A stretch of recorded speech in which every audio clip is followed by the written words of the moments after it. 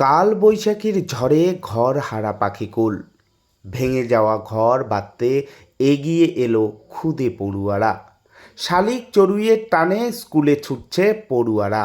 ময়নাগুড়ির এই বিদ্যালয়ই এখন পাখিদের আশ্রয়। পাখিদের ডাকে ভোর হয়, কিন্তু এক স্কুলে এখন সেই ডাকেই শুরু হচ্ছে পঠন পাঠনও। ময়নাগুড়ির চারের বাড়ি নগেন্দ্রনাথ উচ্চতর বিদ্যালয়ে পাখিদের জন্য তৈরি ঘরেই এখন দখল নিয়েছে শালিক, চড়ুই, টিয়া, ঘুঘু। আর সেই টানেই প্রতিদিন একটু আগেই স্কুলে ছুটে আসছে পড়ুয়ারা। প্রায় 1 বছর আগে শুরু হওয়া এই অভিনব উদ্যোগে নতুন প্রাণ পেয়েছে বিদ্যালয় প্রাঙ্গণ। আম, জলপাই, কাঁঠাল, জারুল, পলাশ গাছে সাজানো স্কুল চত্বরে যখন কালবৈশাখীর পর পড়ে থাকতে দেখা যায় ডিম আর ছানা, হৃদয় ভেঙেছিল শিক্ষক শিক্ষার্থী সবারই। তখনই ঠিক হয় এই বিদ্যালয়েই হবে পাখিদের নিরাপদ বাসস্থান। এই অবস্থার বদল আনতেই বছরখানেক আগে স্কুলের কয়েকজন শিক্ষক মিলে ভাবেন পাখিদের জন্য মজবুত নিরাপদ আশ্রয় তৈরি করতে হবে। বিদ্যালয় কর্তৃপক্ষের সম্মতি নিয়ে শুরু হয় পরিকল্পনা।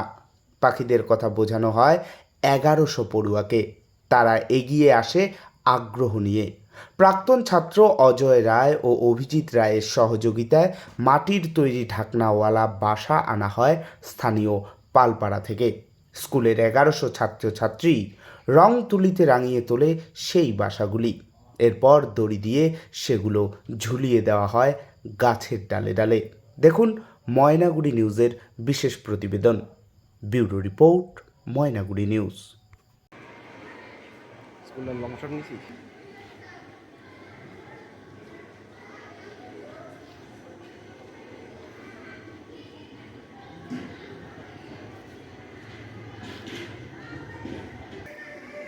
এই যে বাসাগুলো দেখতে পাচ্ছেন, এখানে আমরা দেখেছি বিশেষ করে বিকেলবেলা প্রচুর শালিক, ঘুঘু, টিয়া পাখি কিংবা অনেক অজানা পাখি যেগুলোর নাম আমরা সবগুলো জানি না, সেগুলো আছে।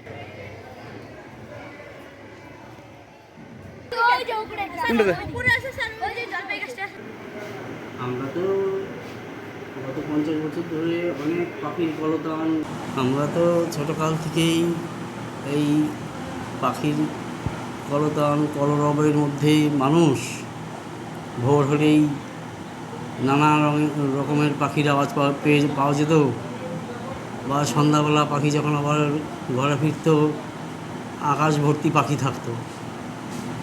এখন এই মোবাইল টাওয়ারের যুগে নারকেল সুপারি যেরকম আমরা সেই আগের মতো পাই না, ঠিক একই রকম পাখিও কিন্তু আমাদের হারাতে বসছে। আমাদের বিদ্যালয়ের চত্বরে বেশ কিছু ফুলের গাছ, ফলের গাছ আছে।